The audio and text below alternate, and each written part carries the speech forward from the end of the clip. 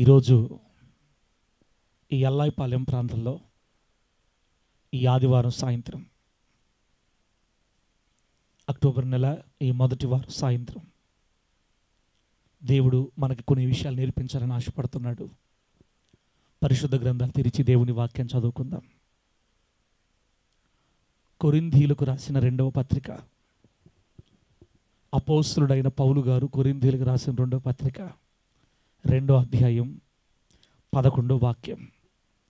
నేను చదివిన మాట మీరు అండర్లైన్ చేయండి, గీత కొట్టండి. 2 Corinthians chapter 2 verse 11. అక్కడ ఏం రాయబడిందంటే, సాతాను తంత్రములను మనము ఎరుగని వారము కాము. సాతాను తంత్రములను మనము ఎరుగని వారము కాము. చదివిన ఈ వాక్యాన్ని పరిశుద్ధాత్మ దేవుడు మనందరికి అర్థమగునట్లు బోధిస్తూ ఉన్నప్పుడు, వాక్యానుసారంగా బ్రతకాలి అని తీర్మానించుకున్న మన తీర్మానానికి దేవుడు పరిశుద్ధాత్ముడు తన సహాయం అందించి మనలందరినీ నీతిగల మార్గాలలో స్థిరపరచునుగాక. నా ప్రియమైన దేవుని బిడ్డలారా, ఈరోజు సాయంత్రం ఆయన సన్నిధికి చేరి వచ్చినటువంటి మనందరితో, ఈ వీడియో చూస్తున్నటువంటి దేవుని బిడ్డలతో ప్రభువు చెబుతున్నటువంటి మాట, సాతాను తంత్రములను ఎరుగని వారము కాము అని పౌలు గారు కొరింథీయులకు చెప్పాడు. కొరింథీయులారా, మనము సాతాను యొక్క తంత్రాలు ఎరుగని వారము కాము అని.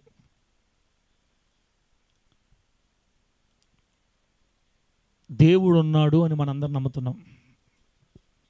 దేవుడు ఉన్నాడు అని, దేవుడు లేడు అని మనం నమ్మనంత మాత్రం ఎవరికి నష్టమేం లేదు. దేవుడు ఉన్నాడా లేడా అనేది మన నమ్మకంతో కాదు, కానీ రోమాపత్రిక ప్రారంభంలో రాయబడినట్లుగా ఈ విశాల విశ్వమందు దేవుడు సృష్టించిన భూమి, ఆకాశం, ఈ ప్రకృతిని చూస్తేనే దేవత్వం కనబడుతుంది వానిలో. దాంట్లో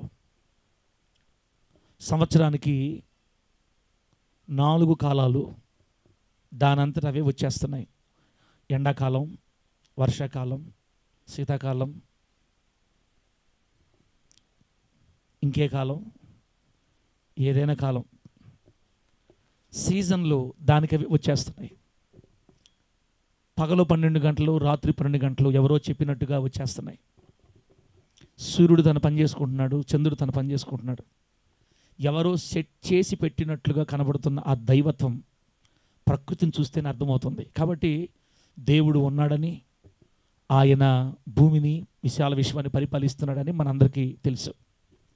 దేవుడు ఉన్నాడు అన్న మాట ఎంత వాస్తవమో, సాతాను ఉన్నాడన్న మాట కూడా అంతే వాస్తవం. సాతాను ఉన్నాడు. సాతాను ఉండడమే కాదు, వాడు కొన్ని తంత్రములు వేసి, కొన్ని కుతంత్రములు చేసి దేవుని బిడ్డల్ని దేవునికి దూరం చేస్తున్నాడు. సాతానుగాడు ఏం చేస్తాడు? కొన్ని తంత్రములు వేసి, కుతంత్రములు చేసి దేవుని బిడ్డల్ని దేవునికి దూరం చేయాలని చూస్తాడు. ఇదే మాట పౌలు గారు చెప్తున్నారు. కొరింథీయులారా, సాతాను తంత్రాలని మనం ఎరుగని వారంగా ఉండకూడదు. ఆల్రెడీ వాడి కుతంత్రాలు ఏంటో మనకు తెలుసు అని కొరింథీయులతో పౌలు గారు చెప్పారు. ఈరోజు సాయంత్రం హోలీ జడ్జి విశ్వాసులమైన మనందరికీ, ఈ వీడియో చూస్తున్న దేవుని బిడ్డలందరికీ సాతాను గాడి తంత్రాలు ఏంటో తెలియాలి. తంత్రము అంటే ఒక వ్యక్తిని దారి తప్పించడానికి వేసే కుట్రపూరితమైన ఆలోచన, ఒక వ్యక్తిని దారి తప్పించడానికి వాడే కొన్ని దుష్ట పన్నాగాలు, లేదా ఒక నీతిమంతుడిని ప్రభు దగ్గరికి దూరం చేయడానికి వాడు వాడే ఆయుధాలు, బాణాలు, కుట్రపూరితమైన బాణాలు, కుట్రపూరితమైన ఆయుధాలు, కుతంత్రాలు, తంత్రాలు. సాతానుగాడి పనంతా ఇంతే. నీతిమంతుల్ని దేవుని దూరం చేయాలి, భక్తి పరుల్ని దేవునికి దూరం చేయాలి. వాడి భ్రమ, యేసయ్య రక్తంతో మనం కడగబడినప్పుడే 100కి 100% మనం ముద్రించబడ్డాం. దేవునికి స్తోత్రం కలుగును గాక. అయితే వాడు దారి తప్పించడం మాత్రమే కాదు, కానీ వాడు ఏం చేయాలని వాడు కోరుకుంటే, మనలను ఏమి చేయాలని వాడు కోరుకుంటాడంటే, దేవుని బిడ్డలు దేవునికి దూరం అవడం మాత్రమే కాదు, అసలు దేవుడు ఎవరో తెలియకుండా అయిపోవాలా. యేసు క్రీస్తు వారిని విశ్వాసి హృదయంలో నుంచి పూర్తిగా తీసేయాలి. అది వాడి కోరిక. యేసు ప్రభు అని పేరు అయితే ఆయన ఏం చేశాడు అనాలా. దేవుని గుండెల్లో నుంచి తీసేయాలి ఆ వ్యక్తికి. సాతానుగాడు ప్లాన్ అంతా ఏంటంటే ఒక వ్యక్తి జీవితంలో నుంచి యేసుని పూర్తిగా దూరం చేయాలి. అది వాడి ప్లాన్. దానికోసం వాడు ఎన్నైనా చేస్తూ ఉంటాడు. అందుకే క్రైస్తవులైన మనం అందరం వాడి తంత్రములు ఎరిగి ఉంటే అప్పుడు వాడి బారిన పడకుండా మనల్ని మనం జాగ్రత్త చేసుకుంటాం. నిజం చెప్పండి, మన శరీరంలో రేకెత్తించే చిన్న చిన్న పాపాలు జయించటమే మహా కష్టమైపోతుంటే సాతాను తంత్రాలు ఎరిగి సాతాను జయించడం మనకంత ఈజీయా, సులువా? దేవుని బిడ్డ, ఎప్పుడు కూడా మన సొంత శక్తితో మన సాతాన్ని జయించలేం. వాడిని జయించాలంటే జయశీలుడైన యేసయ్య సహాయం మనకు కావాలి. ఆల్రెడీ మన ప్రభు అయిన యేసుక్రీస్తు వారు కలువరి శిలువలో వాడి తల చితక కొట్టేశాడు అంతే. వాడి తల చితక కొడితే కళ్ళు ఉంటాయి, కళ్ళు పోయి ఉంటాయన్నా, కళ్ళు పోయిన మొత్తం పాముకి తల చితక కొట్టేశాడు దేవుడు. యేసుక్రీస్తు వారు వాడి తల శిలువలో చితక కొడితే గుడ్డి కళ్ళు వేసుకొని దూరం చూపు కనపడుతుంది, దగ్గర చూపు కనపడుతుంది. వాడికి దగ్గరికి వచ్చి చూస్తాడు, బాంధవి కుమారా ఈ మధ్య ఓవర్గా చేస్తున్నాడు భక్తి, అబ్బో ఆహా గ్రూపులో బాగానే ఉంటున్నాడు, అబ్బో ఆహా ఓహో ఇప్పుడు ఎలా పడుకు నడిపిస్తున్నాడా, ఏది దగ్గర నుంచి చూడండి మొత్తం నలగొట్టలా దూరం చూపు కనపడదు, ఆహా ఓ ఇది చేస్తున్నాడా, ఓహో డేవిడ్ అబ్బో వాటర్ బాటిళ్ళు స్ప్రైట్ బాటిళ్ళు జాంకాయలు అబ్బా ఆహా ప్రేమ సరే సరే ఇస్తుందా, అలా వెనక కూర్చోండి ఎవరు బాగా కనపట్ల దగ్గర చూపు పోయి చూద్దాం, ఓహో యంగ్ మ్యాన్ జయదేవా, జయదేవ్ని మనం ఈజీగా క్యాప్చర్ చేసేస్తాంలే, డేవిడ్ని ఎలా క్యాప్చర్ చేయాలో నాకు బాగా తెలుసు, ఎలా పట్టేసుకోవాలో బంధించాలో నాకు బాగా తెలుసు. వాడు తల కొట్టి కళ్ళు గుడ్డి అయినా కూడా వాడు బుద్ధి మారదు. అందుకే దేవుడు ఏం చెప్పాడంటే వాడి తంత్రాలు మీరు ఎరిగి మీరు కొంచెం జాగ్రత్త తీసుకోండి, నా మీద ఆధారపడండి. బిడ్డలారా, మీ జాగ్రత్త కూడా అవసరం, మన జాగ్రత్త అవసరం.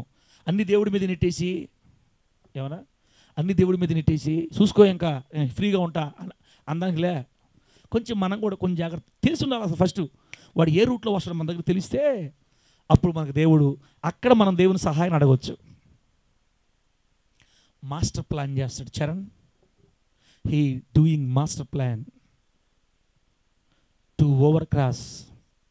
నేను దేవుడి నుంచి దూరం చేయడానికి కృపాసాగరు నిన్ను దేవుడి నుంచి దూరం చేయడానికి వాడు వాడే ఆయుధం పేరు ఏంటంటే ఫ్రీ ఫైర్. సెల్ ఫోన్ ఇచ్చి ఫ్రీ ఫైర్ పెట్టిస్తే కృపాసాగర్ చర్చికి 3 నామాలు పెడతారు చర్చికి. ఇప్పుడు నుంచే చూసారా, చిన్న పిల్లలు కూడా ఆటోమేటిక్గా దారి తెప్పించేస్తున్నాడు. ఫ్రీ ఫైర్ రే కట్రా కాల్చరా రే కొట్టు కాల్చు, ఒరే నువ్వేంద్ర పోతున్నావు రా ఇటు కాల్చరా, ఒరే ఏంది ఇడు. వీడియో గేమ్స్ పెట్టేసి వీడియో గేమ్స్ వదిలితే చాలు గుడ్డు చూపోడు ఎవరు సైతంగా, వీడియో గేమ్స్ వదిలితే చాలు ఇంక బలి, చిన్న పిల్లలు బలి పెద్ద పిల్లలు బలి. వాడికి అన్నీ తెలుసు, మన వీక్నెస్ అంతా వాడికి బాగా తెలుసు. అందుకని మన సొంత శక్తి చేత మన మోకాళ్ళ ప్రార్థన చేత కొంతమంది చెప్తుంటారు పోరాడాలా, యేసయ్య ప్రార్థనలో పోరాడాలా. దావీదు గారి కంటే ప్రార్థన పోరాటం మన పెద్ద తెలుసా మనకే? చెప్పండి, దావీదు గారికి తెలుసా మనకే? దావీదు గారు ఎన్ని పూటలు ప్రార్థన చేసేవాడు? ఎన్నిసార్లు? 7 సార్లు ప్రార్థన చేసే గొప్ప ప్రార్థన వీరుడు. అంటే మనం చేయలేమని కాదు నేను చెప్పేది, చెయ్యాలి, కానీ మన శక్తితో ఇది సాధ్యము కాదు. ప్రభువా పరిశుద్ధాత్ముడా, నీకైతే వాడి వీక్నెస్, నా వీక్నెస్ వాడికి తెలుసు, వాడి వీక్నెస్ నీకు తెలుసు. రా, come please come my dear daddy, Holy Ghost, పరిశుద్ధాత్ముడా దయచేసి నాలో రాయ్యా, వాడి మీద నాకు జయం కావాలయ్యా, వాడి ప్లాన్లన్నీ నా దగ్గర వల్టా కొట్టాలయ్యా అని మనము పరిశుద్ధాత్ముని సహాయం అడగాలి. ఎప్పుడు కూడా నేను చేస్తాను, నేను నిలబడతాను, నేను ఉంటాను అనకూడదు. మనం తప్పది, మనం అనలేం. ఎందుకంటే మానవ శక్తికి అంత సామర్థ్యము లేదు. దేవుని సహాయమును బట్టి నేను చేస్తాను. దేవుని కృపను బట్టి ఆయన నాకు చేసే సహాయాన్ని బట్టి నేను నిలబడతాను. గత 14 సంవత్సరాలుగా ఈ సేవలో ఎన్నో ఒడిదుడుకులు వచ్చినాయి. నన్ను కూడా వాడు ట్రాప్ చేయాలని రకరకాల డూప్స్ వేసాడు, అన్న డూప్ షాట్లు వేసాడు. నేను కానీ ఇది ఎప్పుడో గాలి కొట్టుకుపోయి ఉండేవాడిని. నన్ను ఒక శక్తి నిలబెడుతుంది. నన్ను ఆ శక్తి పేరే పరిశుద్ధాత్మ శక్తి. పరిశుద్ధాత్ముడు నేను తొట్టుపడుతున్నప్పుడు నిలబెట్టి, జారిపోతున్నప్పుడు లాక్కొని వచ్చి నేను ఆయన మీద ఆధారపడుతున్నాను అనమాట. పరిశుద్ధాత్ముడా, నా తండ్రి, నువ్వు లేకపోతే ఏమైపోయి ఉండేవాడినో, నీ దయ వల్ల నాయన అంటున్నాం కదా. ఓహో నా బిడ్డ, నేను చేస్తా, నేను చూసుకుంటా, నువ్వు పక్క నుండి ప్రభువా, నీకు తెలీదు, నువ్వు అన్నిటికి రాబాకు, నువ్వు ఏంది ఊరికే వచ్చేది నువ్వు జయదేవ, అన్ని దేవుడి మీద ఆధారపడేది ఏంది, ఉండవాలి జయదేవ అసలేడా, అన్ని దేవుడి మీద ఆధారపడేది ఏంది, నేను చేస్తా, I can do everything man, JD company. Jayadev మాత్రం ఏం చెప్తారంటే, నేను దేవుని సహాయం వల్ల అంకుల్, మనం దేవుని సహాయాన్ని బట్టి చేస్తాం, అది మంచిది, విశ్వాసం మంచిదే. మనంతటా మనం ఏం చేయలేం, కానీ పరిశుద్ధాత్మ దేవుని సహాయం ద్వారా లోకాన్ని జయించేస్తాం యేసునామములో. ఆఫ్టర్ ఆల్ గుడ్డు చూపడింది, మందపు చూపుడు దగ్గరికి వస్తే కనబడతాం వాడికి, కళ్ళు మొత్తం చేత కొట్టిపెట్టుంటే. దేవుడు ఉన్నాడు, దయ్యం ఉంది. ఈ దయ్యం పని అంతా ఏంటంటే తంత్రాలు వేసి ట్రాప్ చేసి, హనీ ట్రాప్ అంటారు, మోసం చేయటం అన్న. హనీ ట్రాప్ అంటే ఐడియా ఉందా? హనీ ట్రాప్ అంటే పురుషుల్ని స్త్రీలని ఎరగా వేసి మోసం చేస్తారు, పట్టేస్తారు, వాయిస్ రికార్డ్ చేసేసి యూట్యూబ్లో పెట్టేస్తారు. ఈ మధ్య మనం యూట్యూబ్లో చూస్తూ ఉంటాం చాలా మంచి, చాలా పాస్టర్లు వేరే వాళ్ళతో మాట్లాడితే తీసుకొచ్చి పెట్టి మోసం చేస్తుంటారు. Honey trap. వాడి పని అంతా అంతే, ఎప్పుడు ఎదురుగా రాడు వాడు, మొత్తం అడ్డదారే, వెనక నుంచి వచ్చి పొడస్తుంటాడు. ఎప్పుడు ఎదురుగా వచ్చి కొట్టే బుద్ధి కాదు వాడిది, మొత్తం కళ్ళు చెత్త కొట్టేసాల, మొత్తమా ఆఫ్ మైండెడ్, వెనక నుంచి వచ్చి పొడస్తుంటాడు అంత. అందుకే క్రైస్తవులు ఏమరపాటుగా ఉండకూడదు, బీ అలర్ట్ అంటారు ఇంగ్లీష్లో. జయదేవ్ ఎలా ఉన్నారు క్రైస్తవులు? Be alert. వాడు ఏ పక్క నుంచి వస్తాడో, అసలు వాడు ఇటు వచ్చినా కానీ వాడి తంత్రాలు ఏంటి, వేటి బట్టి వాడు మనల్ని మోసం చేస్తాడు మనకు తెలిసి ఉంటే చాలు. బైబిల్లో చాలా విషయాలు ఉన్నాయి. నేను ఒక 3 విషయాలు తెచ్చా మీకోసం. ఆ 3 విషయాలు చెప్పి ఈరోజుకి సర్దుకుందాం. ఈ రోజుకి బాంధవ్యమైన సర్దుకోవడంలో ఫస్ట్ కానీ తొందరగా ఫస్ట్ అన్నా 7 లాపేస్తా చూసు కావాలంటే. నంబర్ వన్ బిడ్డలారా, సాతాను యొక్క తంత్రాలు. ఇబ్బంది లేదులేనా, మనం చేద్దాం, ముగిద్దాం. నంబర్ 1 లోకాసు వార్త 8వ అధ్యాయం 11వ వచనం తీయండి ఒకసారి.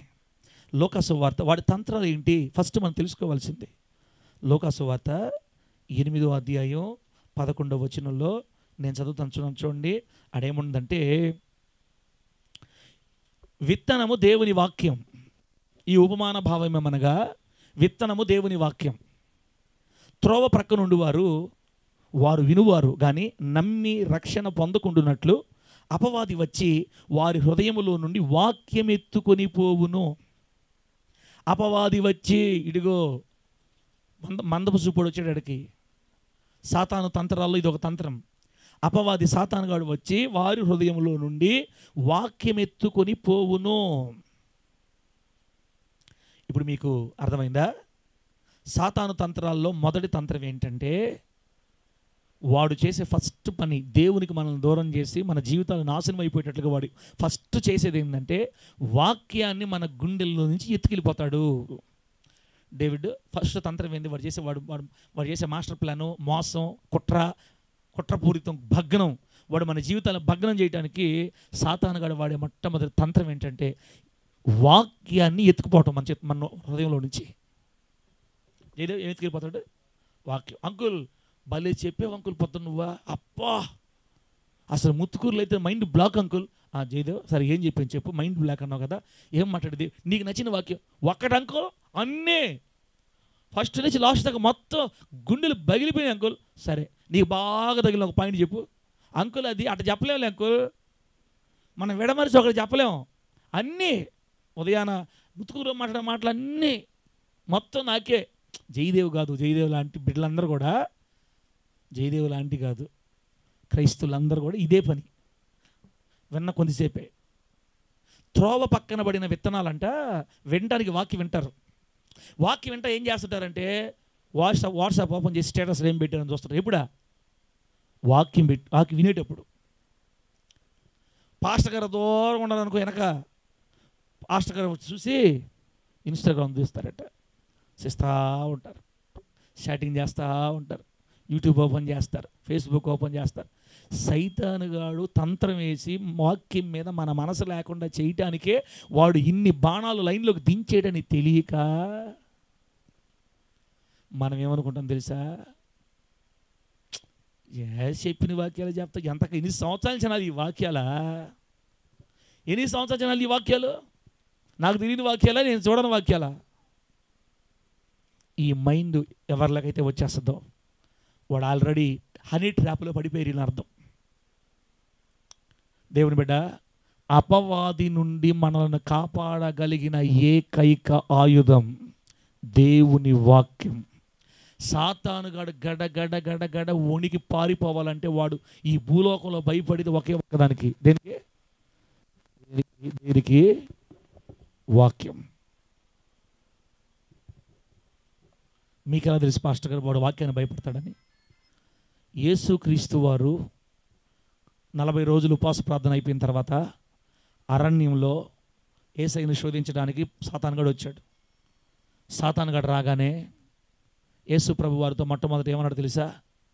నీకు ఆకలి అవుతుంది కదా బోధకుడా, ఓ దైవకుమారుడా, ఆకలి అవుతుంది కదా, ఈ రాళ్ళను రొట్టెలుగా అగునట్లు ఆజ్ఞాపించి ఈ రాళ్లను రొట్టెలుగా చేసుకుని తిను అన్నాడు.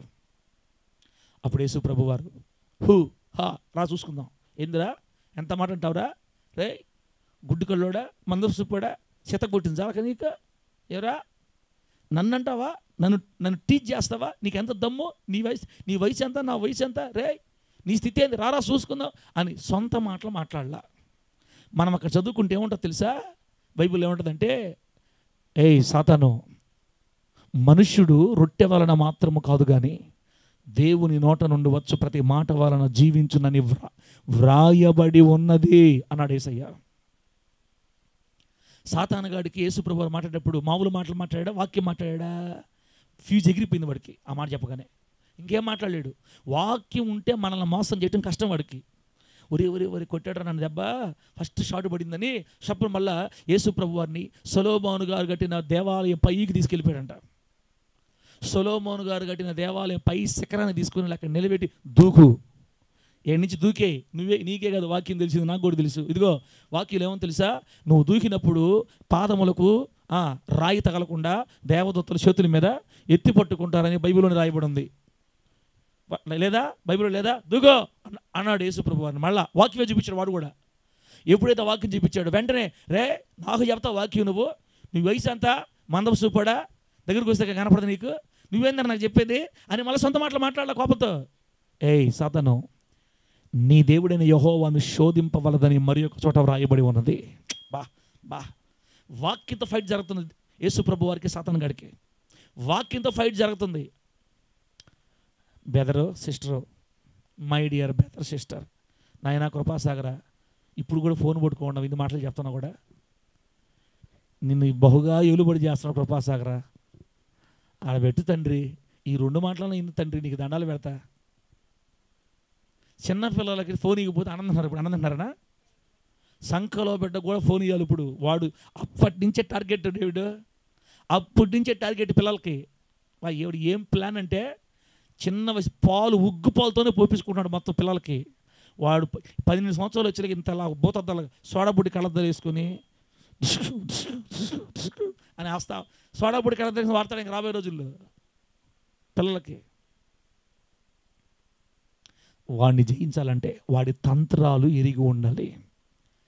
వాడి తంత్రాల్లో కల్లా ఫస్ట్ తంత్రం, వాక్యం చెప్పేటప్పుడు మనసుని వాక్యం మీద ఉండనీడు, మనల్ని నోట్స్లో వాక్యాలు రాసుకోనీడు. వాక్యం చెప్పేటప్పుడు బోరు కొట్టద్ది, చరణ్ ఏం కొట్టద్ది, బోరు కొట్టద్ది. అదే సినిమా చూసేటప్పుడైతే గంటలు గంటలు చూడాలనిపిస్తుంది. వాక్యం దగ్గరకు వస్తే నాయనంతసేపా. వాక్యం చెప్పేటప్పుడు అప్పుడు దాకా బాగానే ఉంటుంది. వాక్యం స్టార్ట్ అయితే వాష్రూమ్, ఎక్కడ వాష్రూమ్, ఇక్కడ ఎటుపక్క వాష్రూము, ఇంకా వాష్రూమ్ బాటమే కానీ వచ్చేది ఉండదు. ఇంకా వచ్చేలేక మెయిన్ పాయింట్ ఎగిరిపోతాయి. ఎవరో బయట నుంచి పిలిచిన పోతుంటారు కొంతమంది వాక్యంలో, రా రా రా. మన చర్చిలో కూడా నెల్లూరులో భలే పని ఉన్నట్టుగా పోతుంటారు, బయటికి లేసి వెళ్ళిపోతారు వెనక నుంచి. ఎవరో బయట చెప్పేస్తూ ఉంటాడు, రారా వాక్యం వింటే బాగుపడుతున్నారా నువ్వు బిడ్డ, లేచి వెళ్తా. ఇద్దరున్నారులే, లేచి వెళ్తారు, మళ్ళీ వస్తారు, వెళ్తారు, ఇంక వాక్యం వినరు పాపం. ఆ బిడ్డలకి వాడు ఆల్రెడీ మాత్రం వేస్తున్నాడు. వాక్యం స్టార్ట్ అయితే కూడా వెళ్ళా మళ్ళీ బయటికి పోయి ఎక్కడ కూర్చుంటారు తెలుసా? ఆ మెట్ల మీద కూర్చొని గాలి పీల్చుకుంటూ అటు ఇటు చూసుకుని నవ్వుకుంటూ మాట్లాడుకుంటూ ఉంటారు పాపం బిడ్డలు. అన్న నవ్వుకుంటున్నాం, కానీ సాతానుగాడి తంత్రాలు ఎరగాలి, తెలుసుకోవాలి. వాడు వేసే మొదటి తంత్రం, ప్రజలని దేవుని వాక్యం విననివ్వడు. ఒకవేళ వినినా హృదయాల్లో నుంచి వాక్యాన్ని ఎత్తుకెళ్ళిపోతాడు. ఎప్పుడైతే మన గుండెల్లో నుంచి వాక్యం ఎత్తుకెళ్ళిపోతాడో, ఇక సాతానుగాని జయించడానికి ఉపయోగపడే కత్తి ఖడ్గమే వాక్యం. ఆ ఖడ్గమే లేకపోతే ఇక గాయాలు మనకు తగలటమే కానీ వాడికి తగిలేది ఉండదు. యేసు ప్రభు వారు కూడా మనకు సహాయం చేయాలి, గుర్తుపెట్టుకోండి. మన దేవుడు కూడా, మన తండ్రి కూడా మనకు సహాయం చేయలేడు. ఆయన మనకు సహాయం చేయాలంటే వాక్యం తెలిసి ఉండాలి మనకు మొదట. అందుకే దేవుని వాక్యాన్ని జాగ్రత్తగా చదువుకోవాలి. రాత్రుల పూట పడుకునే ముందు 4-5 అధ్యాయాలు చదువుకోవాలి. ఏకుజాము లేచిన తర్వాత 2-3 అధ్యాయాలు చదువుకోవాలి. అసలు ఏంది బైబిల్లో ఏముంది, బైబిల్ బుక్ రూమ్కి వెళ్ళి పుస్తకాలు భక్తుల చరిత్రలు తెచ్చుకోవాలి, చదువుకోవాలి. సమయం ఉన్నప్పుడల్లా దేవుని జ్ఞానాన్ని పెంచుకోవాలి. మన పితరులు ఎలా భక్తి చేస్తారో తెలుసుకోవాలి. వాక్యం వాక్యం వాక్యం. కొన్ని సంఘాల్లో చూడండి, గంట సేపు పాటలు పాడతారు. మన మధ్యలో ఉన్న ఏషియా పాస్టర్ గారు 15 నిమిషాలు క్లుప్తంగా వాక్యం చెప్తాడు. ఎన్ని నిమిషాలన్నా? 15 నిమిషాలు పాటలు. పాడిందే పాడరా పాసి పొళ్ళ దాసరా దాసరో దాసరా, నేం పోతాడంబై పాలెం దారి చూపమ్మా. పాడిందే పాడి సైతాన్ గడికి పాటలు అంటే భలే భలే ఇష్టం వాడికి. అందుకే అందరికీ పాటలు పిచ్చి పెట్టేస్తాడు. ఏమో నాకు హీరా పాట రాగానే నోట్సులు తీసి చూసుకుంటూ ఉంటారు. ఇక నాకు పాట వాకింగ్ గురించి ఎవరికి ఇంట్రెస్ట్ ఉండదు. వాకింగ్ అని స్టార్ట్ చేశారు అనుకో, ఫోన్ తీసి ఏందో ఇంకా అప్పుడు దాకా ఇంట్రెస్ట్గా ఉన్నట్టు, అప్పుడు ఏదో ఇంక ఫీల్ అయిపోయినట్టు. చూసారా, సైతాన్ గడు ప్లాన్ అన్న కొన్ని సంఘాల్లో పక్కగా నెరవేరుతుందంతే. దైవజనుడు ఎంత భారంగా చెప్తున్నా బుర్రలోకి ఎక్కదు. ఇంకా బుర్రలకు తాళం వేసేసాడు. పాటల వరకు పోతాయి, ఆరాధన వరకు పోద్ది. ఇంకా వాక్యం అంటే గంట సేపు యాగాలరా నాయన అనిపిస్తుంది. దేవుడి దయని బట్టి మన సంఘాల్లో మొదటి నుంచి వాక్యం ఉండడం వల్ల కొద్దో గొప్ప భక్తి చేస్తూ ఉన్నారు ఇంకా బిడ్డలు. దేవుని స్తోత్రం కలుగును గాక. నిలబడేది కొద్దిమంది అయినా కొంచెం గట్టిగా నిలబడి దేవుని కోసం బతుకుతున్నారు. అయినా వాడు మాత్రం, వాడికి సమయం కొంచెమే తెలిసిపోయింది కాబట్టి వాడి ప్లాన్, వాడి ప్రయత్నం వాడు చేస్తున్నాడు. వాడి కుతంత్రాలు తెలియకపోతే ఊరకే పడిపోతాం. ఆల్రెడీ మనం పడిపోయి ఉన్నాం. దేవుని బిడ్డ, పరిశుద్ధాత్మ దేవుడు ప్రేమతో నేర్పిస్తున్నాడు. ఇప్పుడు తెలుసుకొని మనం లేచినా కూడా ఇక్కడి నుంచి జై జీవితాన్ని నీ కళ్ళతో చూస్తావు యేసు నామములో. ఇక మీదట వాక్యం దగ్గర కూర్చున్న ప్రతిసారి నీ మనసు, నీ శరీరం ఒకే చోట ఉండాలి. Body and spirit, body and mind ప్రజెంట్లో ఉండాలి. కొంతమందికి బాడీ ప్రజెంట్, మైండ్ ఆబ్సెంట్. ఏదో తిరగతా ఉంటుంది. ఎక్కడ పోవాలి, ఎడ చేయాలి, ఆడెట్టయింది ఏడెట్టయింది. తొందరగా ఈడు ఆపేసిపోతే పాస్టర్ ఫ్రీ ఫైర్ ఆడుకోవాలా, ఏంది మాకు ఈ కర్మ. కృపాసాగర్ పట్టుకుని ఈరోజు ఎవరు దొరకలా, సరిగ్గా దొరికేది ఈరోజు నాకు. వాకింగ్ టైంకి అదే వచ్చింది. కృపాసాగర్ ఏడ ప్రార్థన జరుగుతుంటే ఆ ఇంట్లో ఫ్రీ ఫైర్ ఆడుకున్నట్టు ఏంది అర్థము? రా రా రా అని పిలిచింది. ఆ ఇంట్లో చేరి ఫోన్ పట్టుకొని వస్తుండా అంటే పోయాడు. చరణ్ కూడా చిన్నవాడా, ఒక్కోసారి ప్రార్థనలో ఉన్నాం అనుకో వెళ్ళిపోయాడు ఆడకి. ఇది ఇన్స్టాగ్రామ్ ఓపెన్ చేసి, చరణ్ ఏడే ఉండు నువ్వు, ఆడ వాక్యం అయిపోయిందా పాబాకు, ఇట్లా వాక్యాలు విన్నారంటే మారిపోతారు మీరు. ఈ వయసులో మీకు వాక్యాలతో ఏం పని? బాగా ఎంజాయ్ చేయాల్సిన వయసు, క్రికెట్ ఆడుకోవాల్సిన వయసు, వాలీబాల్ ఆడుకోవాల్సిన వయసు, షాటింగ్లు చేయాల్సిన వయసు, ఫోటోలు పెట్టుకోవాల్సిన వయసు. ఏంది ఈ వయసులో మీకేంది వాక్యాలు? ముసలోళ్ళు వాక్యాలు చదువుకునేది మీకేం పని? డేవిడ్ తల మన ఉందా సరే పెద్దవాళ్ళు అయిపోయామా? లేదు డేవిడ్ మనల్ని కూడా వదలదు. పేరుకి వాక్యం రాసుకుంటాం అంతే సూపుడికి. ఆ తర్వాత ఇంకా వాక్యం చూసుకునేది ఉండదు. ఏం చెప్పాడు ఈరోజు అసలు ఉదయం నాకేం అర్థం కాలేదే, మళ్ళీ లైవ్ ఓపెన్ చేసి మళ్ళీ ఒక పాయింట్ ఓహో ఇదా ఇంకేం ఉండదు, ఇంకేలా అయిపోయింది, వాద్యంతో అయిపోయింది. అది నా రెండు చేతులు జోడించి చెప్తున్నాను బిడ్డలారా, వాక్యం కొరకు ప్రసవ వేదన లేకపోతే సాతానుగాడు ఈజీగా మనల్ని మోసం చేసి పడేస్తాడు. వాడిని జయించాలంటే ప్రతి గుండెల్లో వాక్యము మండును గాక. నీ వాక్యమే నా పాదాలకి దీపం, అది నా త్రోవకి వెలుగు. వెలుగునిచ్చే టార్చ్ లైటే లేకపోతే ఇంకెలా నడుస్తావు నువ్వు? కాబట్టి గ్రూపులు చదువుతలా సార్ మన వాక్యమా? గ్రూపులు చదువుతలా. గ్రూపులో బైబిల్ పూర్తి చేయాలంటే మనవలు పుట్టేస్తారు. ఏంది, ప్రతి ఉదయాన్న 2 అధ్యాయాలు చదువుతారు, 2 అధ్యాయాలు 1 అధ్యాయం చదువుతున్నారు. ఇప్పుడు ఇంక ఈ విధంగా బైబిల్ మొత్తం పూర్తి చేసేలాక మనవలు కూడా పుట్టి ఇంక మనం కూడా పైకి పోయేది. అట్టగా చదివేది. మళ్ళీ మనం చదువుకోవాలి వాక్యం. సమయం దొరికినప్పుడల్లా చదువుకోవాలి, వాక్యాన్ని గుండెల్లో తీసుకోవాలి. బైబిల్ రాయబడింది, వాడు వచ్చి అపవాది వచ్చి వాక్యమును వారి హృదయాల్లో నుంచి ఎత్తుకుపోతాడంట. సాతానుగాడి తంత్రాలు, మనము ఎరుగవలసిన సాతాను తంత్రాల్లో మొదటి తంత్రం వాక్యము ఎత్తుకుపోవడం వాడికి అలవాటు. చెప్పండి, వాక్యం ఎత్తుకుపోవడం వాడికి అలవాటు. అందుకే మనం వాక్యాన్ని భద్రపరచుకోవాలి. తమ్ముడా, వాడు ఎత్తుకుపోకుండా ఉండాలంటే నోట్స్ రాసుకోవాలి, మరలా మరలా మరలా ధ్యానం చేస్తుండాలి. అర్థమైందా? ఇప్పుడు రెండో తంత్రం.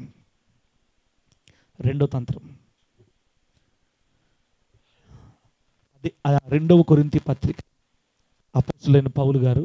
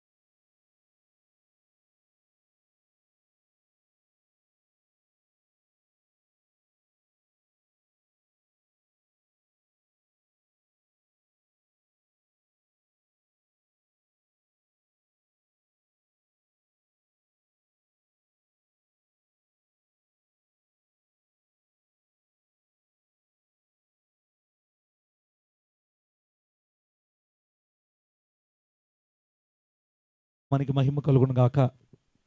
ఇంక బాదులే, ఒకసారి అందరు గట్టిగా దేవుని స్తోత్రాలు చెబుదాం. హల్లెలూయా చెప్పండి గట్టిగా, హల్లెలూయా. ఇప్పుడు బాగాలేదు చూడండి గట్టిగా కలిసి కూడా. ఎన్ని చెప్పాను, ఎన్ని తంత్రాలు చెప్పాను? 1, వాక్యమును ఎత్తుకుపోవడం వాడికి బాగా అలవాటు. వాడి చేతికి వాక్యం దొరకకుండా మనం రాసుకొని భద్రపరచుకొని చదువుకుంటూ ఉండాలి. 2 కొరింథీయులకు రాసిన 2వ పత్రిక పౌలు గారు 4వ అధ్యాయం 1వ వాక్యంలో వాడు వాడే 2వ కుతంత్రం, వాడి తంత్రం రాయబడింది. ఏం చెప్పాను? 2వ కొరింథీ పత్రిక 4వ అధ్యాయం 1వ వాక్యమా? కాబట్టి ఈ పరిచర్య పొందినందున కరుణింపబడిన వారమై అధైర్యపడము దగ్గర అండర్లైన్ చేయండి. అధైర్యపడము అంటే సాతానుగాడు మనము అధైర్యపడేటట్టుగా ఎక్కువ చేస్తాడు. సాతానుగాడి తంత్రములలో 2వది అధైర్యపడేటట్టు చేస్తాడు. అంటే అర్థం ఏంటంటే భయపెడతాడు అని అర్థం. సాతానుగాడికి భయపెట్టడం అలవాటు. ఒక క్రైస్తవుడు దేవుని మీద సనగాలంటే వాడిని ముందు భయపెట్టాలి. ఒక క్రైస్తవుడు దేవుడికి దూరం అవ్వాలంటే వాడికి అన్ని భయాలు కలుగు చేయాలి. వాడిని తీసుకెళ్ళి భయాల్లో పడేయాలి. వాడికి లేనిపోని భయాలు పెట్టాలి. వాడి భవిష్యత్తు గురించి భయాలు కలుగు చేయాలి. వాడి యొక్క జీవితంలో లేదా ఆ స్త్రీ యొక్క జీవితంలో చుట్టూ చిమ్మ చీకటి చేసేయాలి. మీకు విషయం తెలుసా? ఆడ ఏముండదు, మనకు సృష్టిస్తాడు అట్లాగా. వాడు అటువంటి పరిస్థితుల్లో తాత్కాలికంగా సృష్టిస్తాడు. దాన్ని చూసి మనం ఏం చేస్తామంటే గడగడ వణిగిపోతాం. భయపెట్టడం సాతానుగాడి తంత్రం. అందుకే బైబిల్ గ్రంథంలో 365 సార్లు రాయబడిందన్న భయపడకుడి అనే మాట. దేవుడు కూడా చూడు ఎంత కరెక్ట్ రాయించాడో. బైబిల్ మొత్తంలో భయపడకుడి అన్న మాట ఎన్నిసార్లు రాయబడింది? 365 65 సంవత్సరానికి సరిపడా. అంటే ప్రతిరోజు దేవుడు మనం చెప్పే మాట, వాడు మిమ్మల్ని భయపెట్టాలని చూస్తాడు, మీరు భయపడద్దు. నా పిల్లలారా, మీరు నా సంతానం. మీలో ఉన్నవాడు లోకంలో ఉన్న వాళ్ళందరికంటే గొప్పోడు కదా, మీరు ఎందుకు భయపడుతున్నారు?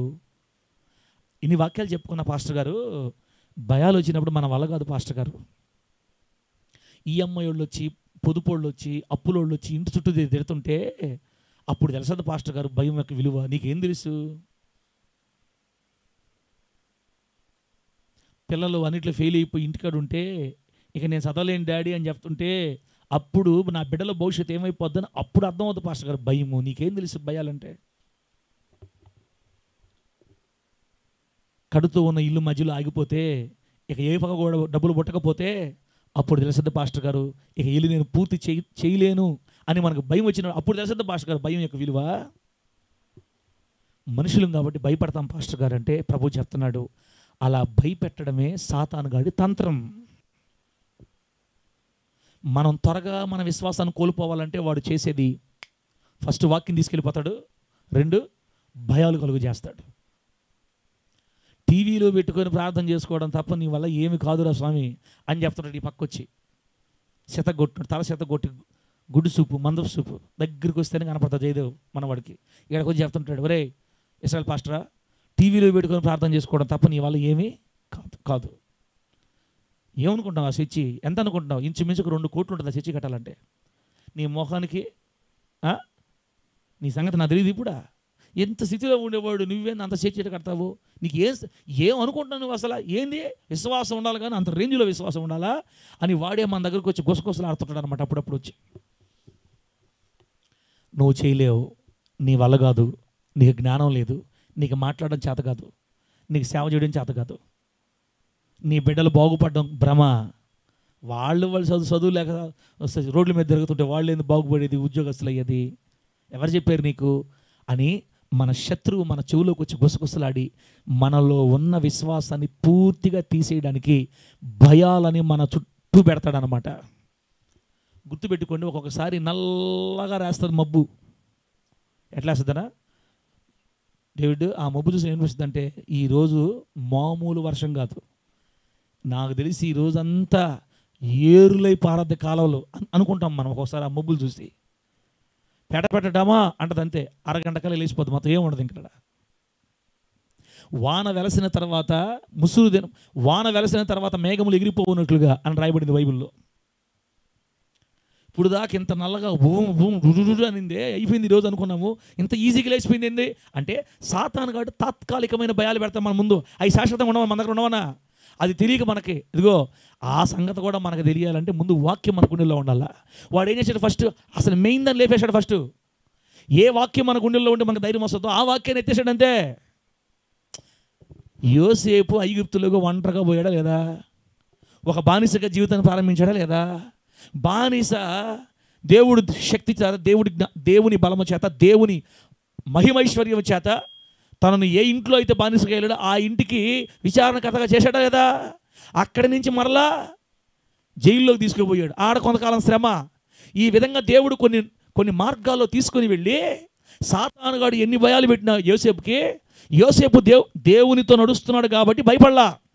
పాపం భయపడ్డాడులే, ఆయన భయపడ్డాడు కాబట్టి ఆ జైల్లో ఇద్దరున్నారు కళలు వచ్చే వాళ్ళకి. పానదాయకుడు, భక్ష్యకారుడు. పానదాయకుడితో మాట్లాడుతున్నాడు, రాజా అయ్యా, రాజు గారు మరలా నీ ఉద్యోగం నీకు ఇచ్చినప్పుడు నా గురించి ఒక్కసారి రాజుతో మాట్లాడయ్యా, మర్చిపోవద్దయ్యా. మనుషుల మీద భయం, ఇంక నా జీవితం వింతేనేమో. ఆయన కూడా భయపడ్డాడు పాపం. నేననేది ఏంటంటే, సింగిల్గా ఒక్కడిగా ఒంటరిగా బానిసగా ఐగుప్తు దేశంలో అడుగుపెట్టిన ఒక్కడిని దేవుడు తలవానికంగా దీవించినప్పుడు అప్పటికప్పుడే మన చుట్టూ ఎగిరిపోయే మేఘాల లాంటి, నీళ్లు లేని మేఘాల వంటి చిన్న చిన్న తాత్కాలిక శ్రమలు మన చుట్టూ పెట్టి వాడు భయపెడుతుంటాడు. అప్పుడు మనం ఏం గుర్తుపెట్టుకోవాలంటే, భయాలు దేవునికి చెందినవి కాదు. ఆమె చెప్పండి గట్టిగా. భయాలు ఎప్పుడు కూడా దేవునికి చెందినవి కాదు. తన పిల్లలు ధైర్యంగా ఉండాలని కోరుకునే దేవుడు మన దేవుడు. కాబట్టి భయాలు వస్తున్నాయంటే ఇది వాడి ప్లాన్. అప్పుడు మనం ఏం చేయాలి తెలుసా? ప్రభువా, అప్పుడు మనం ఏం చేయాలి? భయాలు వచ్చినప్పుడు అది కూడా రాసుకొని వచ్చా. 77వ కీర్తన 11వ వాక్యం దిండి. అప్పుడు మనం ఏం చేయాలి చూస్తా. భయాలు చుట్టుముట్టినప్పుడు మనం ఏం చేయాలి? 77వ కీర్తన 11వ వాక్యం, మంచి మాట ఉంది అక్కడ. భయాలు మనం చుట్టుముట్టినప్పుడు మనం సనక్కుండా గొనక్కుండా దేవుని మీద బాధపడకుండా ఏం చేయాలంటే, యెహోవా చేసిన కార్యములను, పూర్వము జరిగిన నీ ఆశ్చర్య కార్యములను నేను మనస్సునకు తెచ్చుకొందును. దేవునికి మహిమ కలుగును గాక. ఎప్పుడైతే సాతానుగాడు మనల్ని భయపెడతా ఉంటాడో, దిగుళ్ళు, వేదనలు, బాధలు మనం చుట్టుకుంటాయో, మన పిల్లల భవిష్యత్తు అంధకారం అయిపోయిందని మనకు అనిపిస్తూ ఉంటుందో, వెంటనే మనం ఏం చేయాలంటే, ఇంతకు ముందటి రోజుల్లో దేవుడు మన ఎడల చేసిన ఆశ్చర్య కార్యాలు జ్ఞాపకం తెచ్చుకోవాలంట. ఎప్పుడైతే ఆయన మన ఎడల చేసిన ఆశ్చర్యకార్యాలు జ్ఞాపకం తెచ్చుకుంటామో డేవిడ్, తెలియకుండా మనకు ధైర్యం ప్రారంభమవుతుంది. దేవునికి స్తోత్రం కలుగును గాక. చెప్పండి గట్టిగా హల్లెలూయా. వాడు నా చెవు దగ్గరకు వచ్చి ఏం చెప్తాడు? నీకు 2 ఎకరాలు అనేది నీ కళ, నువ్వు జీవితాంతం కళ్ళలో బతకాల్సిందే. నీ జీవితానికి 2 ఎకరాలు నువ్వు కళతో చూసేది లేదు, పెట్టేది లేదు. నీ వయసు ఎంత, నీ స్థితి ఎంత, నువ్వు ఎక్కడి నుంచి వచ్చావు, నీకైనా బ్యాక్గ్రౌండ్ ఉందా, ఎవరు తెలుసు నీకని వాడు నాతో మాట్లాడుతూ ఉంటాడు. అప్పుడు నేనేం చేయాలి తిమోతన? నేనేం చేయాలి? పూర్వము నా దేవుడు నా కొరకు చేసిన ఆశ్చర్య కార్యాలని జ్ఞాపకం తెచ్చుకోవాలి. ఒరే, ముతుకూరులో ఉన్నప్పుడు 4 లక్షల రూపాయలు విలువైన స్థలాన్ని రోజుకి 400, వారానికి 450 రూపాయలు కానుకొచ్చే టైంలోనే కట్టించలేదా? వారానికి ఎంత కానుక? 450. బిజీ అయిపోయారు. ఇప్పుడు నా మాట ఎవరిని పరిస్థితులు లేరు. వాక్యం చెప్పాలి. ఇక అందరూ మామూలు రాయట్ల వాక్యాలు రాయాలి, జయదేవ్ రాయాలి. అట్టనే నా మనసు 2 లైట్లు ఉన్నాయా? 2 లైట్లు ఉన్నాయా? అయిపోతున్నాయా? 2 ఉన్నాయా? రాయాలి, వాక్యం రాయాలి, నాకు కూడా సమాధానం చెప్పాలి. వారానికి 450 రూపాయలు కానుక వచ్చేటప్పుడు ఇంట్లోకి జరగడానికి సాలదా 450. అట్లాంటి రోజుల్లోనే 4 లక్షల రూపాయలు ఎట్లా కట్టామో, ఎలా చేసామో తెలియదు మాకు. అది గుర్తు తెచ్చుకోవాలి. ఓహో, నా ప్రభువా, ఆ రోజుల్లోనే 450 రూపాయలు, అప్పుడే 4 లక్షలు కట్టించావు కదా. అది కట్టించింది ఎవరు? నేనా? నువ్వు. 450 రూపాయలు వచ్చే టైంలోనే సిమెంట్ కట్టకో డబ్బులు లేకపోతే, నీ బిడ్డలను వాడుకొని దేశ విదేశాల నుంచి సముద్రాల మీద డబ్బును పంపి లక్షలు పెట్టి ఒక బలమైన, విలువైన, ఘనమైన మందిరాన్ని నువ్వు మా కోసం ముత్తుకూరులో కట్టించలేదా? టోటల్గా 10-15 లక్షల స్వాస్థ్యాన్ని నువ్వు రెడీ చేయలేదా? ఆ టైంలో దాన్ని చేసిన వాడివి ఇప్పుడు నాకు 2 ఎకరాలు నువ్వు ఎందుకు ఇవ్వవో? నువ్వు ఇస్తావయ్యా. ఈ గుడిసూపోడు నాకు అన్ని అబద్ధాలు చెప్తాడు. సైతాన్ ఎవడో నువ్వు అసలు? నువ్వు చెప్తే నేను ఎందుకు వింటానరా? నా దేవుడు నాకు ముందు చేసిన ఆశ్చర్యకరం నాకు ఎన్నో జ్ఞాపకం ఉన్నాయి. అది భయాలు జయించడానికి దేవుడు మనకు నేర్పిన మార్గం ఏంటంటే, సాతానుగాడి వెన్ను విరవడానికి మనకు దేవుడు చెప్తున్నాడు, పూర్వము నేను చేసిన ఆశ్చర్యకార్యాలు జ్ఞాపకం చేసుకో. అప్పుడు ఆటోమేటిక్ ధైర్యం వచ్చేస్తుంది. నా దేవుడు ఖచ్చితంగా చేస్తాడు. ఆ రోజుల్లోనే దాన్ని చేసిన వాడు ఈరోజు నా కొరకు దేవుడు నూతన ద్వారం తెరవడా? ఎందుకు చేయడు? పరిచర్య కోసం. సేవ ఎవరిది? మందపు చూపాడా? సేవ ఇవ్వదు నాదే. దేవుడిదే సేవ అంటే దేవుడిదే సేవ, నువ్వేది నాకు చెప్పేది అని వాడి భయాలని మనం ఎదిరించే దిశకి వెళతాం. దేవునికి స్తోత్రం కలుగును గాక. నీ పిల్లలు ప్రయోజకులు కావడం అసాధ్యం. చూస్తూ ఉండు, నీ బిడ్డ నీ ముందు దారి తెప్పి రోడ్ల మీద తిరగకపోతే నన్ను అడిగిన వాడు మన పక్క చెప్తా ఉంటాడు. అప్పుడు మనం ఏం చేయాలంటే, ఒరే సుల్తాన్ కబీబీ, నువ్వు నీ మాటలన్నీ, నీ బైబిల్లో నీకు ఒక పేరు పెట్టి ఉంది. నీ పేరు నాకు బాగా తెలుసు. అబద్ధికుడు, అబద్ధానికి జనకుడు. వాడు ఏ మాట చెప్పినా మొత్తం నిజాలు ఉండవు తల్లి. అందుకే చూడండి, ఎవరు నువ్వు అని అడిగామనుకో, ఒక బిడ్డలోకి వచ్చిన ఉదయం, నేను పొల్లమ్మనే అని చెప్పద్ది. పొల్లమ్మ, మా పెదమ్మ పేరు పొల్లమ్మ, మీ పెదమ్మనే నేను. పెదమ్మ, మా పెదమ్మ నువ్వు మమ్మల్ని పట్టుకున్నావేంది? నేను బతుకున్నప్పుడు నాకు చీరలు పెట్టలే మీరు అంటది. అన్నీ అబద్ధాలే. పొల్లమ్మ లేదు, ఎల్లమ్మ లేదు. ఇంటి ముందు ఎవరు చచ్చిపోంటారు అనుకోండి, ఇంటి ముందు ఆ పక్కన 4 వీళ్ళు చచ్చిపోంటారు, ఏమైనా వస్తాడు, ఈ మనుషులకు దెయ్యం వచ్చేస్తుంది. ఎవరు నువ్వు? లోకేష్ అంటే. లోకేషా? ఏ లోకేష్? అదిగో 4వ ఇంటి చచ్చిపిల్ల, నేనే లోకేష్ని. అయ్యా బాబు, నువ్వెందుకు వచ్చావు నాయన? మమ్మల్ని ఎందుకు పట్టుకున్నావు నాయన? ఆ రోజు సాయంత్రం మీరు నేలకు ఒంటరిగా వచ్చిందా? నాకు నచ్చింది వచ్చా. అంతా ఉత్తమాట. లోకేష్ పాడలేదు. లోకేష్ ఏడాడు, ఎప్పుడో పోయాడు. నిర్ణయించబడిన చోటుకి వెళ్ళిపోయాడు. మనుషుల ఆత్మలు భూమి మీద ఉండవు. సైతాను గాడు అబద్ధాలు చెప్పేవాడు మొత్తం. వాడి మాటలు కానీ నమ్మితే పాస్టర్లు బోల్తా పడతారు. ఇంకా ఒక పాస్టర్ గారు యూట్యూబ్లో అడిగితే, ఏం పేరు నీ పేరు? అని చెప్పేసింది. ఎందుకు చెప్పిన మాట? మనల్ని తీసుకెళ్ళి బొల్టి కొట్టించి అందరి దగ్గర కోపాలు తెప్పించి మన మీద చెత్త కొట్టించాలి మనల్ని. ఏ రోజు ఆ వీడియో వచ్చిందో మామూలు ఫైర్ అవ్వాల రాష్ట్రం అంతా. నీ తలకాయ అన్ని అబద్ధాలు మాట్లాడా.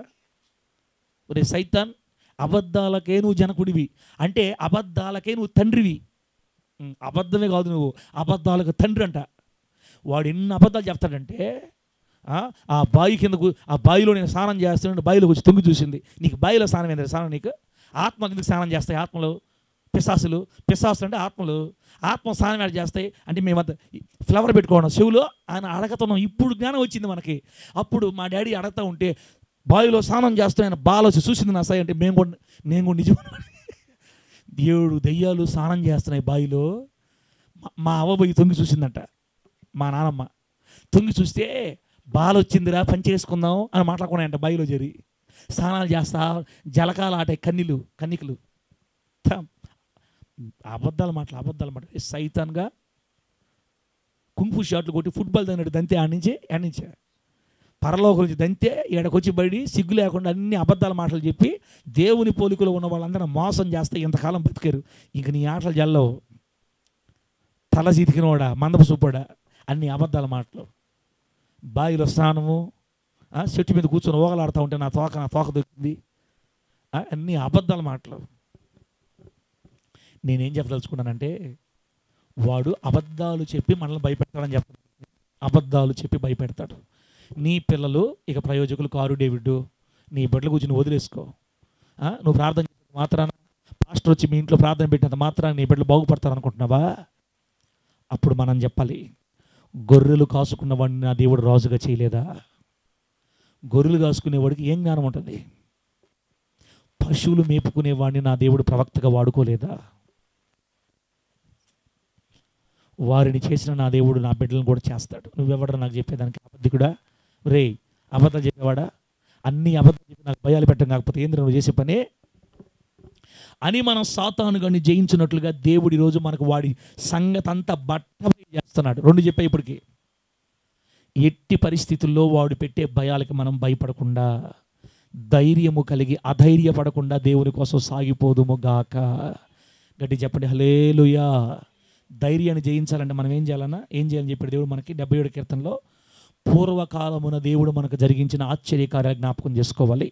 అప్పుడు ఆటోమేటిక్గా మనకు ధైర్యం వచ్చేస్తుంది. ఇంకో మాట తెలుసా, వాడు మనం భయాల్లో ఉన్నప్పుడు వాడు వచ్చి మనల్ని ఎగతాళి చేస్తాడు. ఒరే నువ్వు భక్తుడివి, చిన్న మాట నిన్న చిన్న ట్రాప్ చేస్తే ఓడిపోయావు కదరా నువ్వు, నీకేం తెలుసు అంటే అప్పుడు మనం సాతానుతో ఏం చెప్పాలి తెలుసా? మీకా గ్రంథం 7:8 వచనం తీయండి. సాతానుతో మనం ఏం చెప్పాలి తెలుసా? మీకా గ్రంథం 7:8 ఉంటుంది ఆ మాట. వాడితో మనం ఏం చెప్పాలంటే, ఎవరే మీకా గ్రంథం 7:8 ఏముంది? నా శత్రువా నా మీద అతిశయింపవద్దు, నేను క్రింద పడినా తిరిగి లేస్తాను, నేను అంధకారమందు కూర్చున్నాను, యెహోవా నాకు వెలుగుగా ఉంటాడు. దేవునికి స్తోత్రం కలుగును గాక. ఒరే సాతాను, నా బిడ్డల గురించి, నా ఇంటి గురించి, నా భవిష్యత్తు గురించి, నా కళలన్నీ లేనిపోని మాటలు చెప్పి నాకు భయాలు పెడుతున్నా ఓ శత్రువా, నీకు మాట చెప్తున్నా విను. జేడీ కంపెనీ పెట్టేది లేదు, తలకాయలైన మాటలు మాట్లాడతావు. రే జేడీ అని నన్ను ఎగతాళి చేస్తున్నావు రే నా శత్రువా. నా దేవుడు ఎవరో తెలుసా? నేను క్రింద పడినా మరలా తిరిగి లేస్తా యేసు నామములో. బా ఎంత మంచి మాట అన్నా. ఇది విశ్వాసం అంటే. నేను క్రింద పడినా తిరిగి లేస్తాను.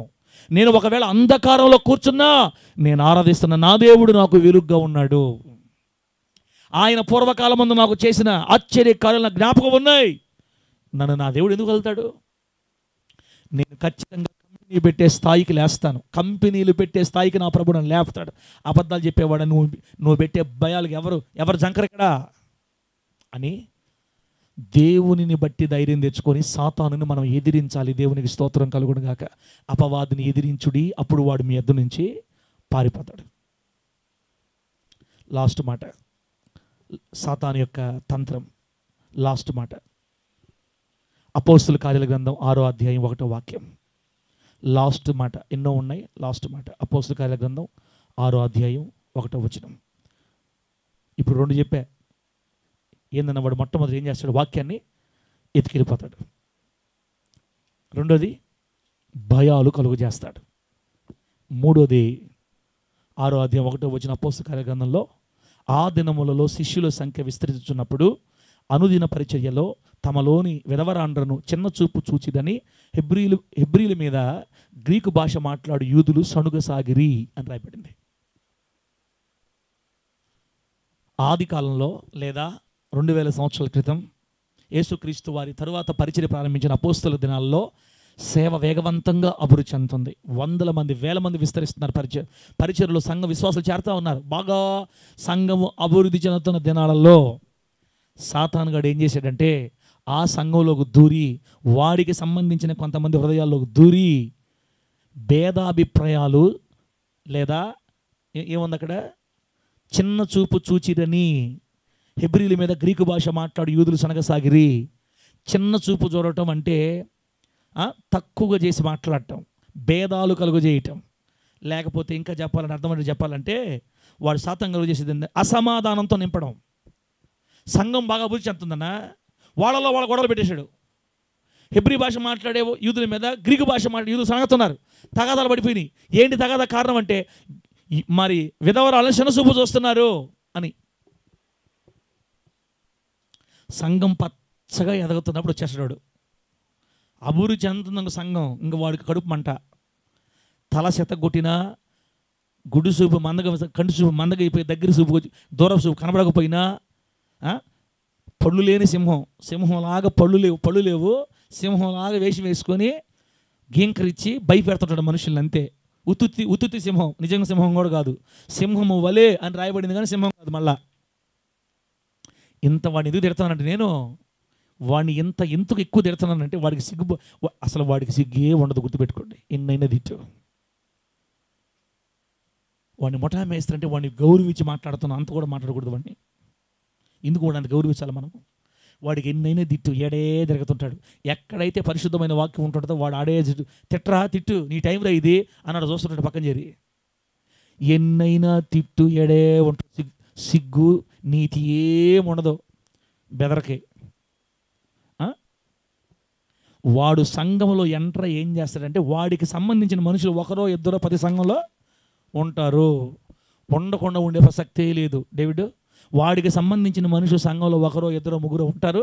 వాళ్ళకు దూరి సంఘంలో గొడవలు స్టార్ట్ చేస్తాడు.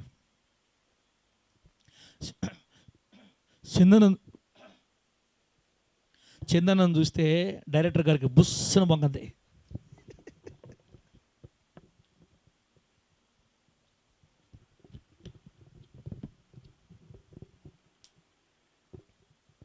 డేవిడ్ని చూస్తే తిమోతానికి బుస్సున బొంగంది. ఇవ్వుడు మాట అని చెప్పు, కానీ నా దగ్గర డేవిడ్ మాట చెప్పకన్నా అసలు నాకు ఈ మధ్య అసలు నచ్చట్లేదా? ఏం మాట్లాడతాడు అసలు ఏం అనుకో. హల్లెలూయా. ఇంకా ఇదే వాడు ఎంటర్ అయితే తగాదలు వచ్చేసే సంగతి అదే గుర్తు.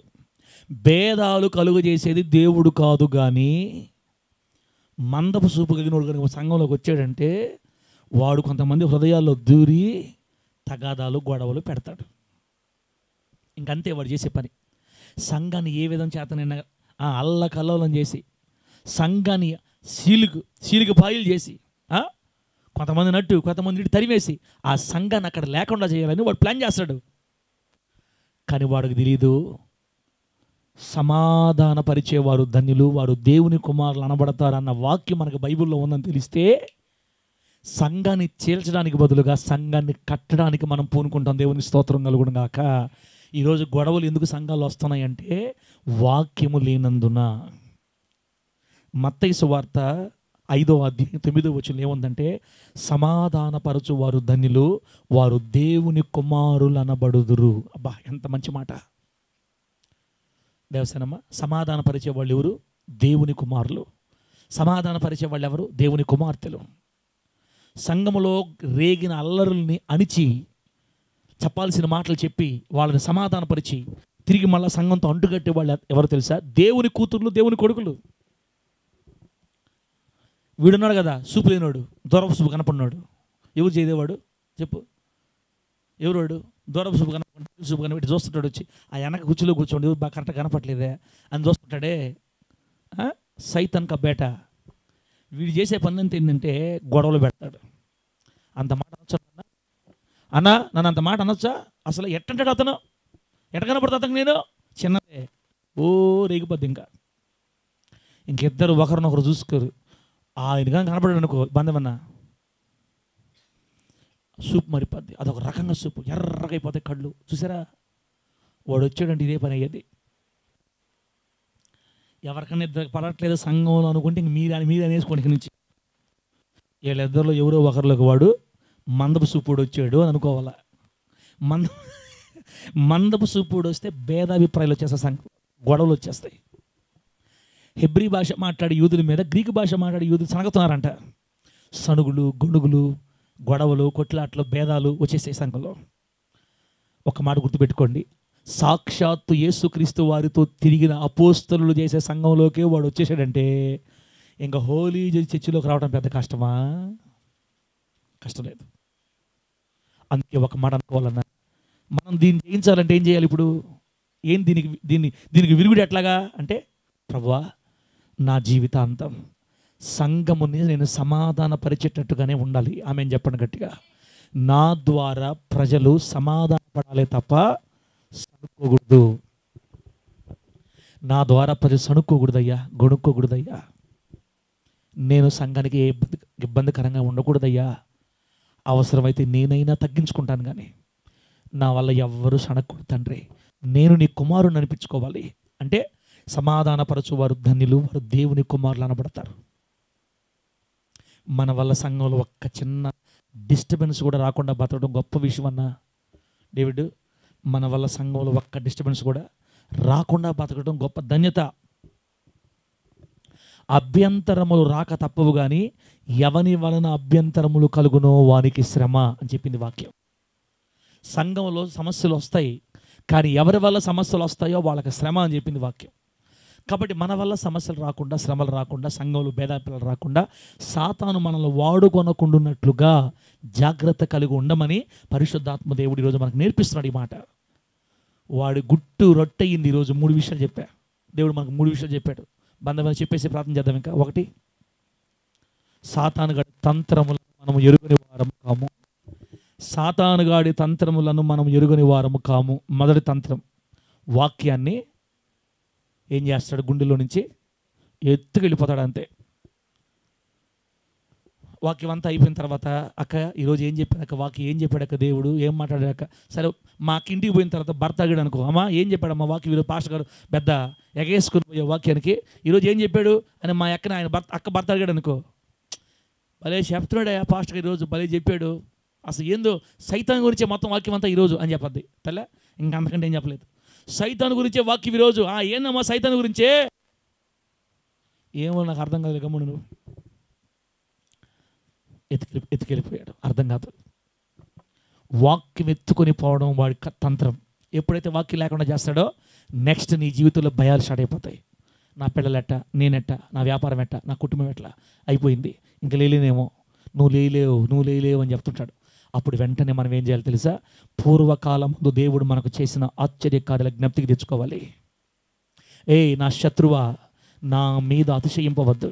నేను క్రింద పడినా మరలా తిరిగి లేస్తా.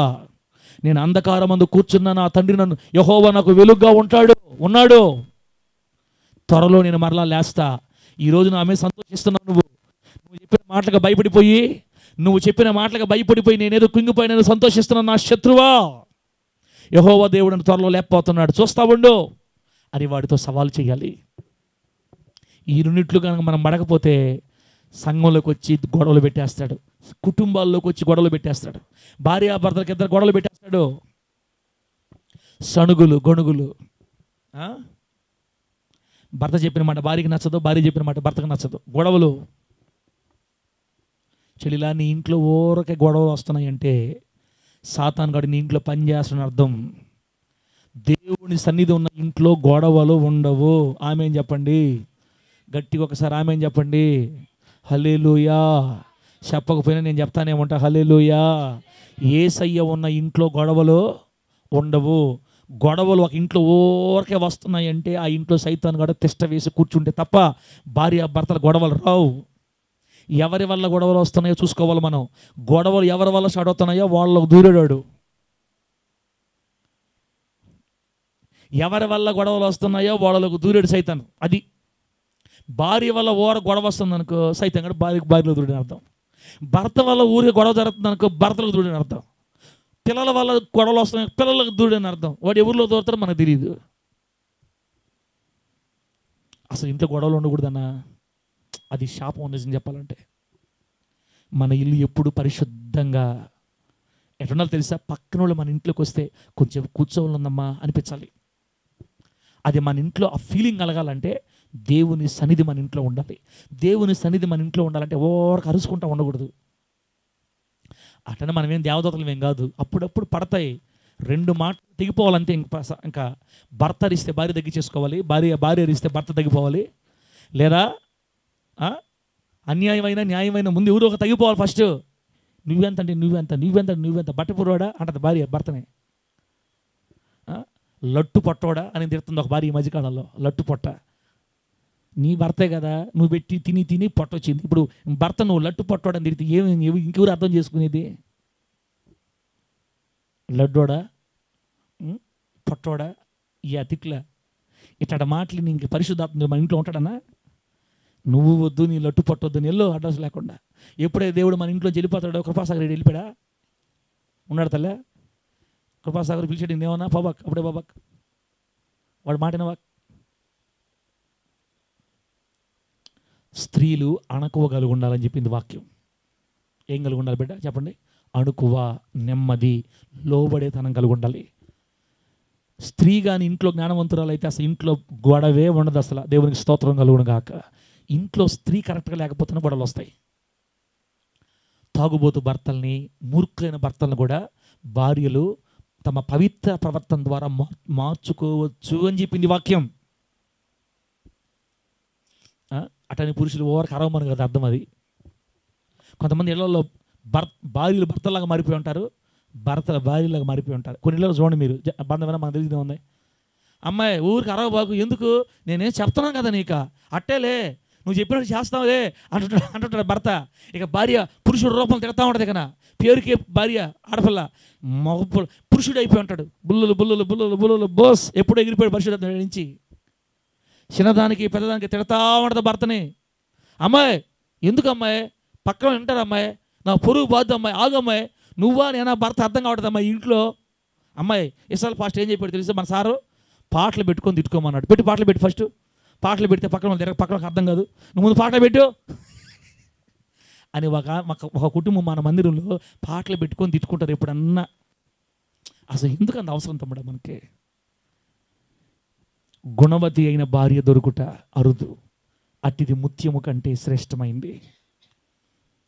ఆడపిల్ల గుణవతి అయితే తన భర్త ఒక్క మాట అంటే సైలెంట్ అయిపోద్ది. సరేలయ్యా, అట్లాగేలయ్యా, ఇంకెందుకు గమ్ముకుండా, అట్లాగే సరేలే, నువ్వు చెప్పినట్టే చేద్దాం, ప్రశ్న సైలెంట్ అయిపో, పక్కకి వినపడద్దు, గమ్ముగుండు నువ్వు, అట్లాగలే అనాలంతే.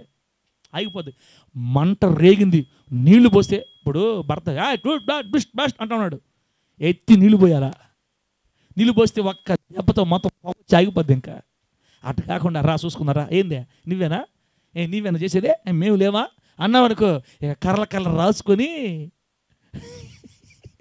బగ్గును మండద్ద మంట, బకీని పడిందాకా సౌండ్లు ఏమొస్తాయి, ఇప్పుడు పెట డుమ్ అని సౌండ్లు వస్తూ ఉంటాయి ఇళ్ళల్లో. ఇట్టాటి ఇళ్ళల్లోకి పరిశుద్ధాత్మ దేవుడు ఎందుకు వస్తాడు? అప్పుడు మన ఇంట్లోకి వస్తే వాళ్ళ ఇంట్లో ఉండే నెమ్మది పోయి మన పిశాసి తగలకూడదు వాళ్ళకి. ఓ అమ్మ వాళ్ళ ఇంట్లోకి పోతే ఏందో తల్లి ఏదో అయిపోతుంది మా ఇంట్లో కూడా అంటుంటారు చూడండి అక్కడక్కడ. తల్లి మన ఇల్లు అట్టనకూడదమ్మా అన్న, మన ఇల్లు అట్టనకూడదు. దేవుడి దయ వల్ల పాస్టర్మని ఇట్లాంటి పాస్టర్మని దేవుడు ఇయటం వల్ల నాకు కూడా గొడవలు లేకుండా పోయి దేవునికి స్తోత్రం కలుగును గాక. నాకైతే జ్ఞాపకం లేదు తమ్ముడా, మేమిద్దరం బాగా తిట్టుకున్నట్టు అరుచుకున్నట్టు నాకైతే జ్ఞాపకం లేదు. ఏదైనా నేను అరవాల్సిందే. మా డాడీకి కృతజ్ఞత థ్యాంక్స్ చెప్పాలి. మా డాడీకి ఈ విషయంలో మాత్రం ఎతికి చేశాడన్న, ఎతికి చేశాడు. ప్రార్థనా పత్రాలు ఈ బిడ్డగానైతే సేవ బాగా కట్టుకుంటుంది, లేకపోతే కుటుంబం బాగా కట్టుకుంటుంది, మా ఓడికి ఈ మనిషి సరిపోద్ది అనుకుని ఎతికి తెచ్చాడు. అందుకే మా డాడీకి థ్యాంక్స్ చెప్తుంటా అప్పుడప్పుడు పోయి. ఇష్ట కాకుండా ఏందిరా నువ్వా అనే మనిషిని చేసి ఉంటే అయిపోయి నా సేవ ఒక దారికి నేను ఒక దారికి పోయి ఉంటే బిడ్డు విశ్వాసం తిట్టుకోవడం ఇంకా విశ్వాసులు ఉన్నారే వాళ్ళకి మన మాది కొంతమంది పాస్టర్లు చూడండి, విశ్వాసులు ముందే తిడతా ఉంటారు, ఒరే నల్లోడా నల్ల మొక్కవాడా అని.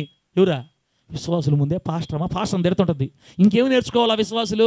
మా పాస్టర్మే ఇంత బాగా తిట్టినప్పుడు నేను ఇంకా బాగా తిట్టాలని నేర్చుకోవాలా? చెప్పండి.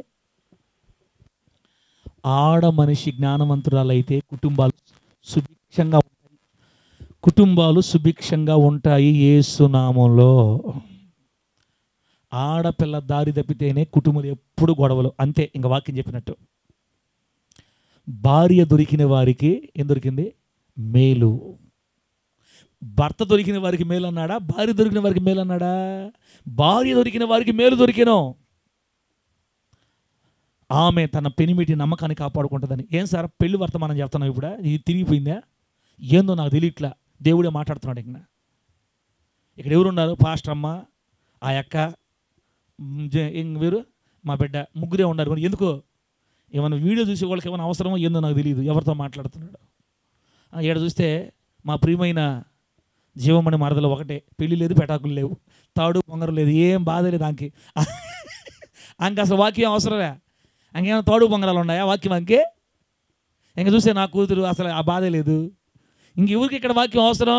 ఏమో వీడియోలో ఉండేవాళ్ళకి అవసరం నాకు తెలియదు. అమ్మా వీడియోలో చూసేవాళ్ళ ఏనండి ఈ మాట. భార్య దొరికితే మేలు దొరకాలి భర్తకి. నీ భర్తకి నీ ద్వారా మేలు ఉండాలి. 24 గంటలు తగువులు ఉండకూడదు, కొట్లాట్లు ఉండకూడదు. దేని వల్ల తగు వస్తుందో చూసుకుని దాన్ని సరిదిద్దుకోవాలా. దేవుడు నాకు మంచి భార్యని ఇచ్చాడని నేను సాక్ష్యం చెప్పగలుగుతా. దేవుని మహాదయ.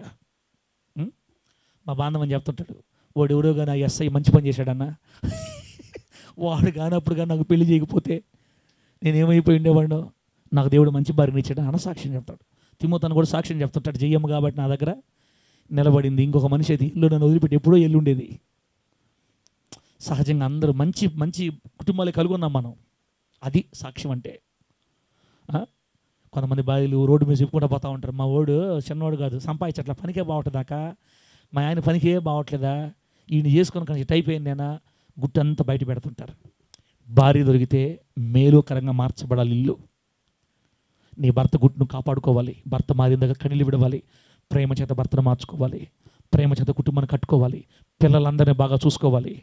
పిల్లల ద్వారా ఏ ఇబ్బందులు లేకుండా పిల్లలు నీ పెంపకంలో పెరుగుతారు. ఇవన్నీ కూడా చూసుకుంటే అప్పుడు మన ఇంటి ద్వారా దేవునికి మహిమ కలుగుతుంది యేసు నామములో. అప్పుడు పక్కింటోళ్ళు ఒక్కరు ఇంట్లోకి వచ్చి అడుగుపెట్టినా కూడా, అమ్మా కొంచెం కూర్చోవాలి ఉందమ్మా, ఇంట్లో ప్రశాంతంగా ఉందమ్మా. ఎందుకు ఒకసారి మన బిడ్డలు కూడా మన ఇంటికి వచ్చినప్పుడు చెప్తుంటారు, అక్క బా ఎంత ప్రశాంతంగా ఉందక్క, కూర్చోనిపిస్తుంది అక్క ఇంట్లో అని చెప్తుంటే నాకు అర్థం కాదు, వీళ్ళకి ఎందుకని అనిపిస్తుంది?